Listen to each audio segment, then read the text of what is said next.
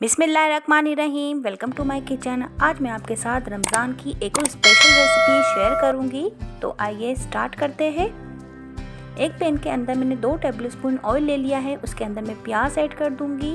Small size की इसको slice कर लिया है। बस इसको थोड़ा सा हम नरम करेंगे।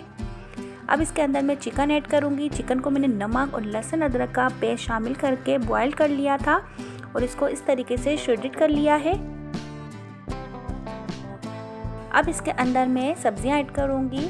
शिमला मिर्च और गाजर मैं इसके अंदर ऐड कर रही हूँ। गाजर मैंने हाफ कप ली है और शिमला मिर्च 1/4 कप मैंने ली है।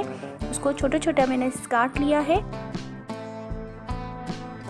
इसको 2 से 3 मिनट बस अच्छी तरीके से हम थोड़ा सा सॉफ्ट होने तक पकाएंगे। अब इसके अंदर मैं बंद गोभी ऐड करूंगी। बंद गोभी मैंने 2 कप ली है, वो इसके अंदर शामिल कर देंगे और उसको भी हम तमाम सब्जियों के साथ पकाएंगे। 2 से 3 मिनट, ज़्यादा नहीं पकाना है, ज़्यादा सॉफ्ट नहीं करना है सब्जियों को। अब इसके अंदर मैं हरी मिर्ची ऐड करूंगी 4 से 5 अदद। ब्लैक पेपर ऐड करेंगे 1 टीस्पून। थोड़ा सा आप क्रश कर ले ब्लैक पेपर को।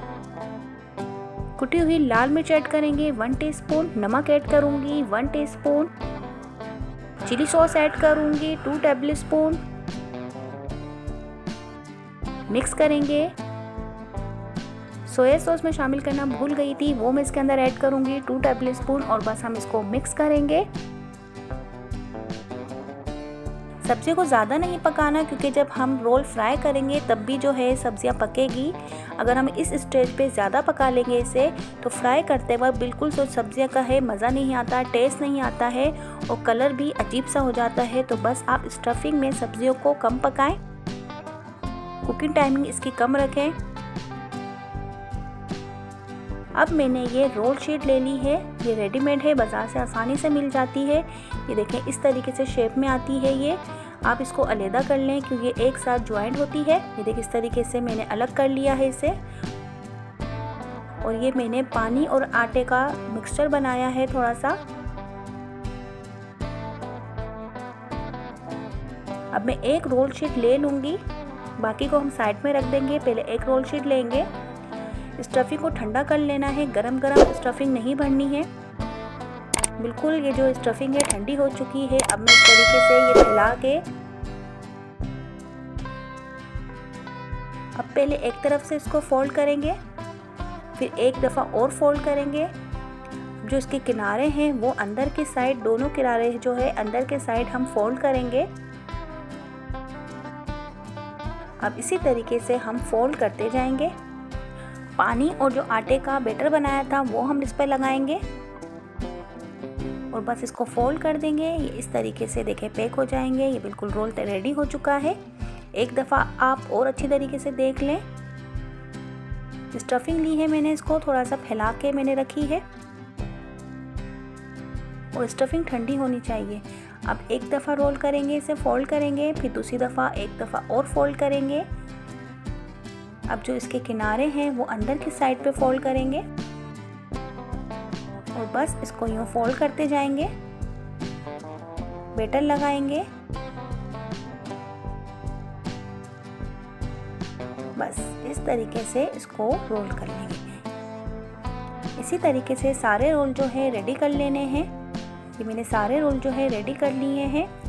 अब रोल को हम फ्राई करेंगे। इसके लिए मैंने ऑयल पहले से गरम रख दिया था। अब जो रोल हमने भर के रखे हैं वो हम इसके अंदर ऐड करेंगे।